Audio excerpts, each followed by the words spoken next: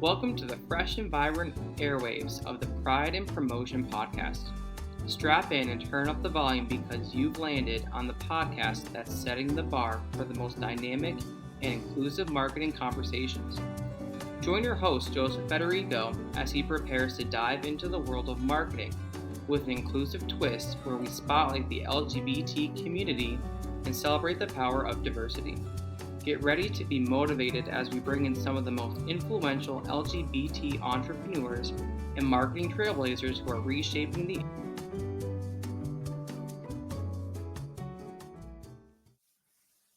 Hey everybody, Joe Federico here of the Pride and Promotion podcast. Welcome to another episode, and today we have a very special guest, one of my top clients, Tyge Alexander, and he is the owner of Rewired to Thrive. Tyge, thank you so much for joining. How are you today? I'm great. Thank you so much for inviting me here. My pleasure. It's a little bit different, from our 7 a.m. Eastern Standard Time meetings when we talk about social media weekly, but it's such an honor to have you here to talk about your business and how you promote yourself and how you thrive across social media platforms. So if you could please tell everybody, where you're calling from, today and more about your business, and we'll roll into the marketing in just a few moments. Absolutely. So I'm from New York City. I'm currently in Montenegro. And my business, Rewired to Thrive, is to really support leaders in becoming connected leaders, conscious leaders, and that intersection where trauma tends to hold us back and where we find true, authentic leadership. And that's what originally drew, me to you. I actually found you on social media about a year ago, back way before last August, summer 2023. So how did you, first and foremost, we're going to get into personal branding, come up with the title for your business, Rewired to Thrive? Can you tell everybody about that? Yeah, absolutely. So I work a lot from a neurological and physiological standpoint, right? And when we think of neurology, we think of rewiring in a lot of instances, especially these connections and these patterns in the brain that tend to get impacted by experiences throughout our life, particularly in childhood, and those things that kind of create those golden ceilings, or those glass ceilings or those glass barriers that really keep us from moving forward. A lot of times I say, it feels like we're on a cliff of something huge, but we can't seem to figure out how to just get over because there's something invisible there holding us back. And it really is the rewiring of that neurology and, the brain connections that allow us to connect to our authentic self, connect to the people who we're leading, and connect to the world around us. That's amazing. And again, that's certainly what drew me to contact you. I think through Instagram, you posted maybe a sponsored ad or a post. And I said, I need to connect with this guy and see what his story is about. And it wasn't necessarily about social media at the time. But when you talk about authenticity and rewiring, that's one of the most important, aspects of putting your persona on social media. Namely, what we work on together is Instagram, Facebook, and LinkedIn. So where were, you about a year and a half ago when you, were maybe unsure about social media? What were you looking for to work with a coach, and what made you decide to work with a coach such as myself on really, kind of reactivating, rewiring, and becoming your most authentic self across all the platforms? Yeah, that's a really great question. I've had a love-hate relationship with social media for a long time. I know. It's my struggles, right? Like I've come on and off social media so many times, and I kept hearing you need to be on social media if you're going to have a successful coaching business, because that's where your people are, right? And I found that there was a lot that triggered me on social media, right? Talk about rewiring to thrive, right? And the thing that really attracted me to working with you, Joe, is that I really wanted to tap into that authentic side of myself. I really wanted to work with a queer coach, right? Because I knew that I wanted to work with the LGBTQ population. It's such an important part of my story. It's such an important part of my journey. And because of my background, because of my training, there was just seemed to be this barrier for me of authentic Tyge, who I am in my everyday life, versus professional Tyge. Yeah. And I was really struggling to fuse those two and make the connection. And so it was really important to me to work with a queer coach to support me in tapping into that authentic self and bridging those two identities for myself. Yeah. And I remember having not just one, but maybe 2 or 3, maybe 4 conversations before actually getting started in assuring, you that you will be first coached by a queer coach, which I'm very proud of. And it took me a long time to finally admit that, right? In the last 2 years, because of everything I've been through, which we can get, that's a whole different conversation. But also to have you understand that you can grow your persona, you can rewire yourself to thrive literally because of social media. And that was one of your struggles. And I'm not calling that out as a weakness, but more as a strength, where we had to have a few conversations to assure that you knew you'd be taken care of and that you'd also be comfortable sharing and evolving your persona across all the platforms then going forward. Absolutely. And honestly, I think you remember this. It was really a struggle for me just in terms of, I have a background in professional performance. I was on Broadway. I did a lot of shows for several years, right? Sure. On tour and stuff like that. But the thing is, I was always playing somebody else, right? Like that performance allowed me to step outside of myself and step into the character of somebody else. And so getting in front of the camera as me, as my authentic self, was just something that was not only foreign to me, but quite scary. Yeah. So and I know the answer to this, obviously, but I want the audience to understand what finally convinced you to take the mask off and be your most authentic self in at least getting on one platform, let's say Instagram and Reels. What convinced me? I mean, I knew that I wanted to. I worked with you specifically because I knew that you would push me to. And it was really just taking a leap of faith and doing it. And allowing myself to be uncomfortable. I mean, I'm sure you remember my first videos were awful, right? And I'm sure you always say I'm much harder on myself than what I actually need to be, right? But when I saw them, I was like, we all are. Yeah. So I had a lot of self-judgment. I had a lot of judgment about how I was showing up, how I was coming across. But it was a matter of continuing to be uncomfortable, pushing myself to get comfortable with being uncomfortable, and trying new things, being willing to feel foolish, which I did a lot. Yeah, you did. But I also see that as a strength. That's why I'm calling that out, because you had to start from somewhere. I remember on the beaches, of South Carolina, I was having conversations with you before going out with my friends or my family or hanging out or taking other meetings. And I'm like, this guy has to have priority with my time, to not to coddle you, but to have you understand why it's so important. If you want to go from here to here with your business, you can't just have a medium or a website or just one social media platform. They all have to work together like a well-oiled machine. So Absolutely. I know that we started with Instagram, right? And we are continuing with Instagram. We meet weekly. We could talk about that in a moment, what our sessions are like, but really, what your evolution has been this whole time up until this point, and even what your goals are going forward. But then we started rolling in the LinkedIn content, your third party content, right? And your Facebook, growing those platforms. So why did you originally want to start with one platform? Not because of price necessarily or anything like that, but what was your thinking behind saying, Joe, we're going to start with Reels. I'm going to get myself on camera. We're going to act like a fool. We're going to evolve our persona, but then after a few months, then we'll talk about the other platforms. Yeah. Thinking about, to me, the platforms just felt so different in terms of audience, in terms of intention, also in terms of their technology, right? Like how they want you to show up, how they want you to engage with your audience. And it just all felt like too much to do all at once.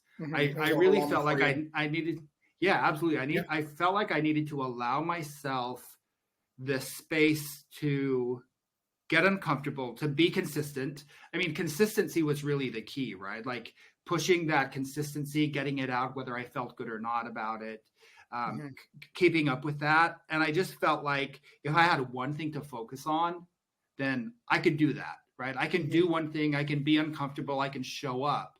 But if I start piling too much on that plate and expecting too much new stuff of myself all at the same time, I just felt like it was going to all come tumbling down and just not feel. I felt like it's going to be much harder for me to tap into that authentic voice. Yeah, yeah. And again, I remember telling you on one of probably our second call, because I believe we had one here when I was in New Jersey. Then I went on vacation, and was still working, right? Because my clients always come first. I live, eat, breathe social media, and I want to have other people understand that as well. But I remember telling you back, and I've said this on a few episodes, and I'll continue to say this till the cows come home, because social media should be an amoeba. It's ever evolving, right? And so is persona building and everything else as business owners. But I remember telling you back before COVID started, I think Feb 2020, there was this thing called IGTV, and that evolved into Reels and Stories now on the Instagram platform. And I was miserable. I mean, yes, I've come from background PR and event management and being on television shows and all that other stuff. But the idea of putting myself on camera originally almost 4 years ago, this is only 4 years ago, now going on 5 years ago next year, was so scary to me. And I knew I had to do it because I never do anything. And you know this, but just to share with everybody else, I never teach anything that I haven't tried myself. If it works, I'll evolve it. I'll create a class out of it or a course and teach. If it sucks and falls on its face, I'm not going to teach the newest trend because it's trendy on social media. And I had static images of like my coffee and like things I was doing around the house. This is pre-COVID when we weren't all locked up for a while. And I had a lot more at my fingertips with my camera, but I got myself on and I only had 8% engagement, right? Weekly. I got myself on and I started the quick quippy marketing and the quick quippy content, kind of TV show. Grew 300% by getting my ass on camera in a matter of like less than 6 days, less than a week. So then I said, well, there's something behind this. And that's where I started to evolve the course, which was kind of the precursor, the grandfather to us working together. So were you ever on camera in the past on social media? Again, I know the answer, but I kind of want you to, this is like an exercise for you too, is like, where was your beginning with marketing your business as opposed to kind of like me starting on IGTV and evolving my coaching from there? I mean, there were definitely periods that I did some camera work, right? Like I did a couple of challenges on Facebook where I would do like Facebook Live every day for a certain number of days and stuff like that. But it never felt like it was tapping into something authentic.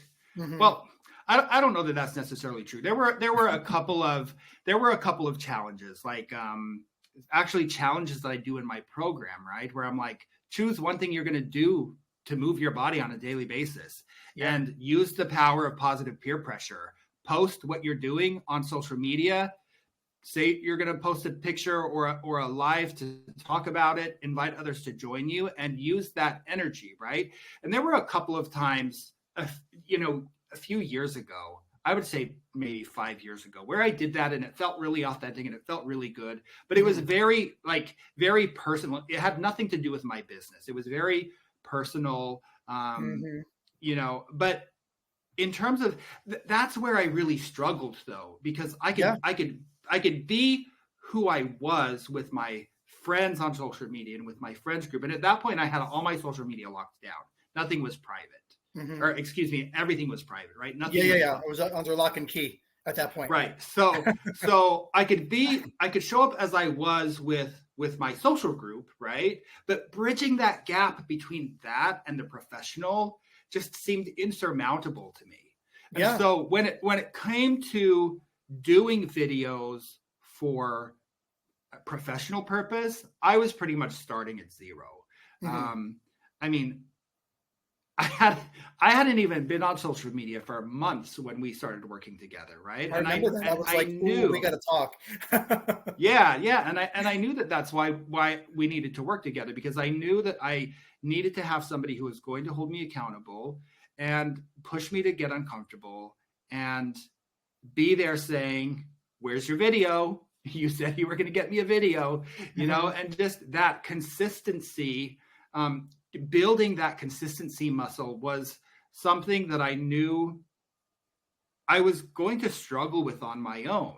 And one thing that I learned when I got certified as a transformational trainer, one thing that they did is they had you stand on stage and they had you deliver something, and then you would get feedback from every participant, right? And one thing that I learned really quick is that the way that you perceive yourself or the way that you think you're projecting is never the same as others outside of you are perceiving you. And so I also knew that I needed a coach who could give me that feedback, right? Give me that feedback and say, this is what I'm seeing. This is what I'm experiencing. This is how I'm experiencing you, so that I could get that view out of my blind side, out of my blind spot, and have someone to be able to pull me forward in that way.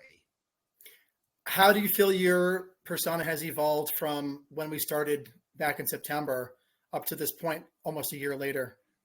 I mean, it's been a transition, even transitioning through like how I speak about what I do and how I speak about my niche. You know, it's been a transformation, but I definitely feel like I can be myself now, right? I get on camera, I'm myself. And I remember the turning point, right? It was really, really slow for a few months. And I don't even remember where I was. I think I had like 23 followers when we started or something like that. Like something crazy, right? Because I wasn't, I mean, I had social media accounts for years, but I wasn't doing anything. But you weren't really active. And again, that's okay because you have to start somewhere. Right. But so it was really slow for the first few months, right? And I remember you keep saying to me, you have to like just show behind the scenes, do something behind the scenes, do something personal. And you kept pushing me and pushing me and pushing me and pushing me to do that.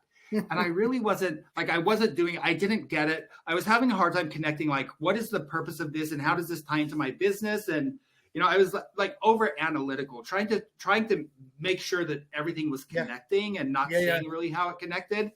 And then I remember when I moved into my new place and I was moving in, and I was like, you know what, let me put the camera on and just take a video of this. And I took a video of me hanging some pictures, hanging a saying, right? That definitely speaks to who I am as a coach and who I am as a leader, right? And around the holidays, I believe that was. Yeah, it was around the holidays. And I was literally getting like, 17 views on my posts, every post, something like that, something crazy like that up until that point. At first, I mean, that's changed. Now there are like hundreds, you know, that's right. That's what I'm saying. Like, this was the floodgate, right? You were like pushing and pushing and pushing me to do this. And I was like, okay, let me film this. Yeah, exactly. Let me film this silly thing. Let me film this. I'll send it. And you posted it. And it was like, inside of 3 days, there was over 1,000 views, right? And that's like, that was the tipping point. Like from then on, I went from like 23 followers to over 2,000 followers. I have over 500 engagements with every post that I do.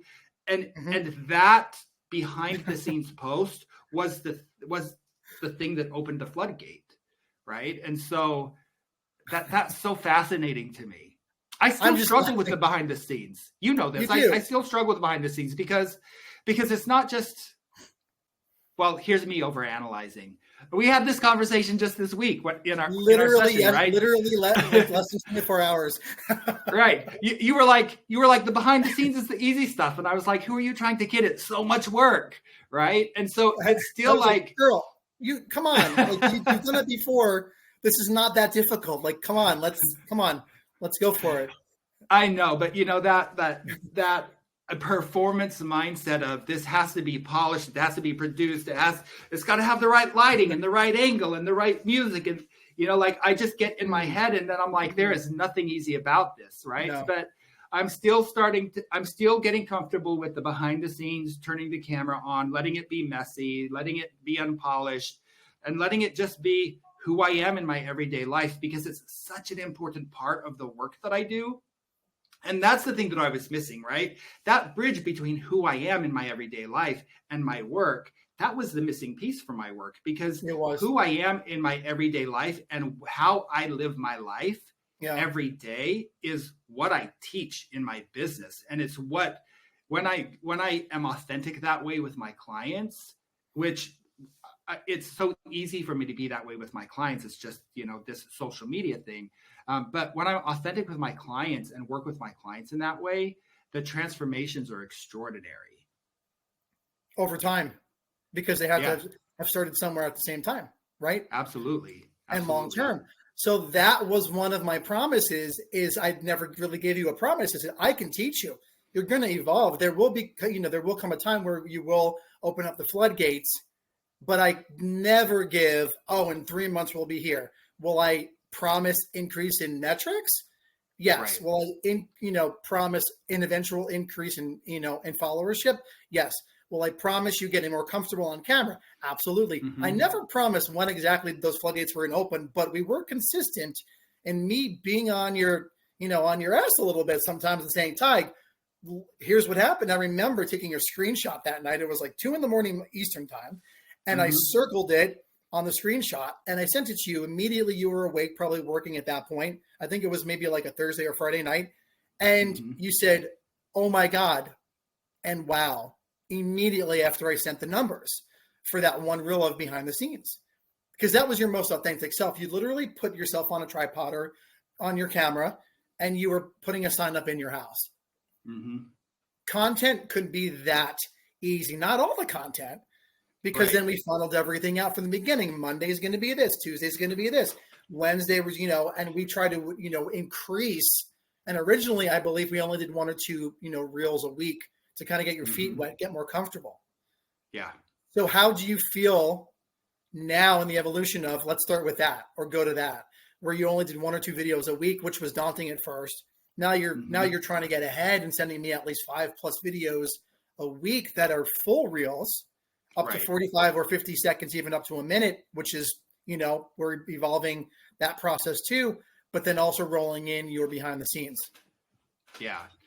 It was good to start somewhere, right? Again, like this concept of starting small, it felt stretchy. 1 reel a week, that felt scary to me, right? It doesn't sound scary, right? It was horrifying to you. Now it doesn't sound scary, but 1 video a week, that stretched me, right? And that's what I tell people. You have to start somewhere, and it's got to be your stretch. You can't be comparing yourself to someone else and saying, well, somebody else is doing this, so this is what I should be doing, right? It's like, find that spot where it's stretchy and scary for you, but it's achievable.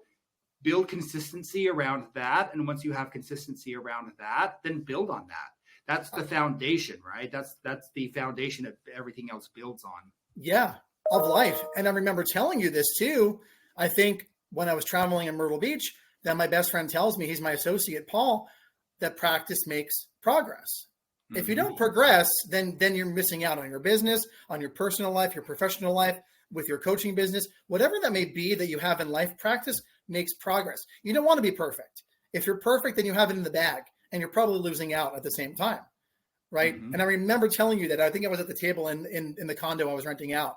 And I said, practice makes progress. And you're like, oh yeah. And I've stuck with that every time that we've met ever since. And we meet at least once a week to have you coached on what's the next piece, that's going to come up. How many reels did you send me? Well, now are we evolving into our third-party content where you're on Facebook and LinkedIn and Medium, where now we're delivering you articles to become more of a thought leader, right? Because all the platforms work very differently than just one on Instagram, for instance. Right. And we've only been on LinkedIn I've been on LinkedIn, but I'm active on LinkedIn. We started our LinkedIn engagement, I think 2 months ago. About 2 months or less. Yeah. Yeah. And, I've always heard LinkedIn is a slow burn, right? Like everything that I always heard, LinkedIn. You said that when we started. The others expect a slow burn. And I've honestly been kind of surprised with the engagement there. Mm-hmm. How so? I don't even know if I'm using the right language, but I like the things that have been posting. like, you know, you get those emails from LinkedIn every week that says this is what's happening. And they're like, Right. oh, you have like 780 engagements or 780 impressions for the week, right? I never anticipated that No. in 2 months. No.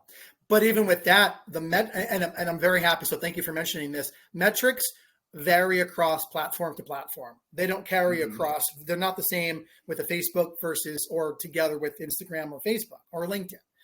So impressions, just for you out there in TV land, impressions on articles that are third-party posts in which, you know, we can provide for clients that are white labeled because you own everything, Tyge, right? It's not by J. Federico Marketing or whatever.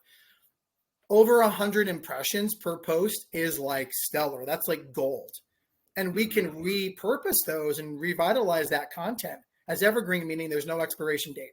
We can even create different content based off the best performing content 6, 12, 24, 98 months from now, where that content will continue to get repurposed, but continue to increase your metrics. But that also means more eyes on your content, right? More that will convert eventually to also, you know, selling your products and services, which is why we eventually got into and evolved just Instagram, which is, we're never going to stop that. That's one of the top performing, you know, platforms on social media to grow businesses. But then we got into your thought leadership and your third party content. So why did you want to wait so long? Again, I know the answer, but why did you want to wait so long, besides being more comfortable on social, to launch the LinkedIn articles and the Facebook content, like for you personally? Well, it was creating that consistency, but I think also for me, it was really finding that authentic voice, feeling like I was more polished. You know, LinkedIn, I feel like, I don't know if this is true, right? But I feel like Instagram is a lot more forgiving. Like, if you don't get engagements, you don't get engagements. It just means people's not watching your stuff, right? But LinkedIn is like, it feels like this very professional, polished place where people are bringing their best selves. And for me, I wanted to have the opportunity to really explore and not perfect, but polish that authentic voice and my message and what I wanted to say and how I wanted to say it before I started showing up on LinkedIn. Yeah, it's true. But if you're getting those numbers after like less than a month, this is just the beginning of growing your persona on those other platforms that are not just Instagram. Absolutely. And, you know, I have a sense that a lot more of my clients are on LinkedIn than Instagram. I don't know if that's the truth. But, you know, I felt like LinkedIn, or excuse me, I feel like Instagram was a good, like, kind of playing ground or training ground for me to really get comfortable, to try out stuff, to experiment with my own voice, what I wanted to say, how I wanted to say it. Right. And then, you know, hit LinkedIn in a more polished and professional way. Yeah. But also your audience, you had said from the beginning, and I said, you know what? And I even kind of pushed back. And because you originally wanted all three platforms, I said, let's roll them out 3-6 months or longer after. And I actually pushed back a lot on LinkedIn for a while. I said, you know what? We're not quite at the consistency level that I want, which is fine. That's not a negative. It's a positive, at least, you know, in my opinion for you. Remember that? I said, well, we have the content ready to go, but like, I want to see the numbers. And that was right before the floodgate opened up on Instagram. Then the week or two later on one of our, you know, weekly morning meetings, I said, okay, we're just about ready to launch your LinkedIn content and become a thought leader on that platform. But most of your audience before that, even getting on camera on Instagram, were on Facebook. So even before all this, you know, were you doing, besides the lives on Facebook, were you connecting in a different way with your audience? And were you even getting anywhere with your content? I mean, years ago I wasn't getting anywhere. And it's interesting because even now, I mean, I had quite an audience on Facebook, but there's very little engagement with my content on Facebook. Right. And we we link the content between Instagram and Facebook. I remember you saying, I don't love doing it that way, but I said, look, if I'm creating this content and you can link it, like, what's the harm, right? And what I'm finding is, I mean, my audience on Instagram, they're not like friends and colleagues and people I know. Like, I had 23 followers when I started, right? And correct. like my engagement on Instagram are audience members that I've built, right? They were complete strangers, right? The people on Facebook, I know, or at least I'm familiar with the majority of them, and I'm just not getting in the engagement on Facebook with people I know with the content that I'm getting engagement on Instagram with. And so that also tells me a lot, right? Like, yeah, like your friends and family can follow you, but at the end of the day, if your purpose for being on social media is for business, how far is that really going to get you? It's not going to give you a paycheck. It will give you a slap on the back. Hey, great job, Ty. You're doing awesome. You look great. You look handsome. Okay, thanks. You know, whoever. And we all, as business owners, we all need that support from our very base, right? That low-hanging fruit, our loved ones. But you need to pay the bills. So where do you see and I'll have this conversation with you more in depth on our meeting next week, next Wednesday. But where do you want your persona to grow in the next 3 to 6 months on Reels for Instagram, for instance? Yeah, I'm really focusing on connected and conscious leadership. That's really like my passion spot. And so I'm positioning myself as a thought leader about that. You know, a Gallup poll recently revealed that only 18% of people in leadership positions have deep leadership skills to lead people. That is striking. 82% of leaders don't have the skills. And I know that we've all had multiple horrible managers, right? Yeah. And there's like, there's a real disconnect between, oh, you're good in this role, or, oh, you have seniority, so we're going to give you a management role. But leadership training in corporate America is a huge failure. And that's one thing that this Gallup poll shows, is that it just doesn't cut it, right? And so you have literally only 4 out of every 5 leaders don't have the skills to lead. No. Right. And we see it. We see the impact. We see these managers who will say shit like, well, if you don't like it here, you can leave. You know, or these corporate environments where the feeling is, well, you should just be lucky that you should just feel lucky that you have a job. Right. I'm here to tell you, if you have a manager who says that, or you have a corporate culture that makes you feel that way, like, you know, that is not it. Too. Oh, I have too. Oh, they are miserable. but when you're in it, what are your options, or what you feel like your options are? Well, that's the scary thing for people, right? And the thing is, scary sometimes, yeah. The thing is, we have a lot more options than we think we do, right? And it's not always just leaving the company. Like, I truly believe that anybody can be a leader at any position. And if you bring your integrity, if you bring your values, if you really know how to show up in your life as a leader, you know, one thing that I coach on is, in order to inspire professionally, we have to be thriving personally. Right. If you work on that personal stuff, if you're able to show up in your life as a leader, it doesn't matter what position you have in your company, you can impact the culture, you can impact the company, and you may get pushback, but, you know, would you rather be uncomfortable because you're getting pushback because you're being authentic and you're doing something great? Or would you rather be uncomfortable because you just have a shit place to work? Right. Exactly. But as you had said earlier, just to tie that back to marketing, you should be comfortable being uncomfortable, whether you're in life as a business owner, even more so, and getting your ass on social media to prove everybody wrong. And it's all uncomfortable, Joe. Like, you have to choose your discomfort. Are you going to be uncomfortable because you're growing and you're doing what you want to do? Or are you going to be uncomfortable because you feel like you're going nowhere, or you feel like you're stuck, or you feel like you're under the thumb of a horrible manager, or stuck in a terrible company, right? And so it's not like you're escaping discomfort by not doing what you No. what you really want to do or what you're called to do, right? It's just you get to choose your discomfort. Are you going to be uncomfortable because you're living the life you want to live and creating the reality that Yeah. you want to create? So Or are you going to important. be uncomfortable because you're stuck in doing nothing and beating yourself up because you're not moving anywhere? Exactly. But that, again, rolling it back to the promotion, portion of this podcast is the marketing is, are you going to be uncomfortable because you're not promoting yourself? Because you're like, fuck it, right?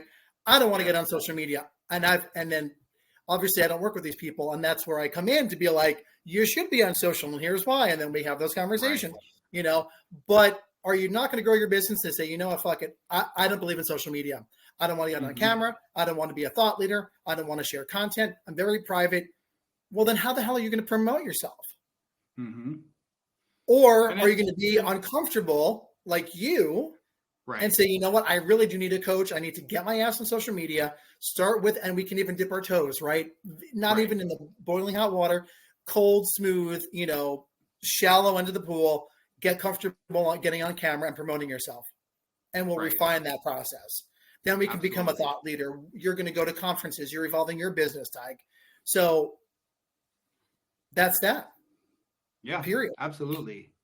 And Period. this idea of working with a coach, right? Like, I mean, I deal with this. I'm a coach. It's what I do, right? And then you get people who are like, well, I don't know if that's an investment I want to make. I don't know if, like, how do I know it's going to support me? And I think that how do I know that this is going to be right for me is an important question to ask, right? Sure. I get asked the question all the time. How do I choose a coach that's right for me? Right. And I tell people all the time, the first question you should ask any coach is, who is your coach? Right? Because a coach who has a coach believes in the work. They believe in what they're doing, right? But coaches, in my experience, and I'm not saying this is like a hard rule, but coaches, in my experience, who don't understand the value enough to have their own coach, there's not a lot of growth there and evolution. And one thing about me, like, ever since I've been coaching since 2012, and I don't see myself ever stopping in my evolution. Like, I want to deliver something better to my clients. Every 6 months, I want to be remaking my program. I want to be challenging them more, taking them farther every year, like growing and evolving and improving. And I know that the only way for me to do that in a consistent and meaningful way is to have my team of coaches behind you while you're also being coached on social media. And I always, I say this, I'm on my phone 24/7, literally for my clients like you. If I don't, I have to believe in it. First of all, I have to be coached myself, which I continue to do so and get certifications and everything else. And I have to believe in the product, but I also have to have you believe in me. Right. To then evolve every 3-6 months, even with social media, we should be evolving our strategy on Reels, for instance, for Instagram, once every 4 to 6 weeks. What's coming up now? How are you going to evolve your persona? What are we going to say? Continue with those meetings every week where we, even for 15, 20 minutes, and even sometimes even 10 minutes. Hey, Tiger, you okay? Great. I want more of this. Awesome, Joe. I put it in a shared Google document, very bare bones, minimalist. You can then have a playbook long-term to, how you evolved to see your growth and your hashtags. And then we go from there. And then you're like, voila. And then the floodgates will open up again on the next tier. And you continue to grow, and we do that together at the same time. And that's absolutely, yeah. And it's a discussion, right? Like, just this past week, I said to you, what I've been doing that has felt really authentic doesn't feel authentic anymore. Right. I think that it's that I need to shift in what I'm doing. Exactly. Right. And it's not that what I was saying wasn't authentic, but just the way that I was staging the videos didn't feel authentic anymore. And in the beginning, they did. Like, in the beginning, that's actually what, like, just to be transparent, like being outside, like, walking around, that's what got me. At a campfire, at the gym. Yes. Different settings. That's what, like, got me into my authentic self. Right. Like, exactly. because when we started, I was sitting at a desk. It felt forced. It didn't feel good. Right. And it was when I started going outside and started talking while I was walking and connecting with nature and living my life and going to the gym and exercising and stuff like that, that actually allowed me to tap into that authentic voice. And it served its purpose, right? And that's what we've been doing.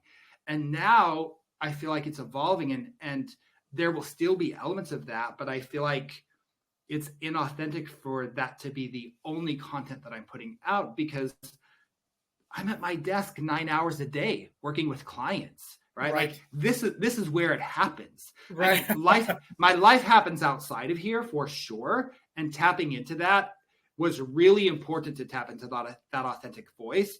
But when it comes to my work, this is where that happens, right? And so transitioning and shifting more to this right now feels more authentic. And I'm sure that will also evolve in the future. It has to evolve, but that's where practice meets progress. Absolutely. That's that.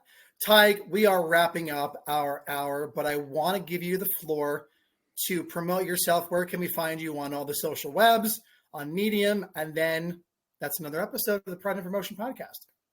Yes. So I am on Instagram.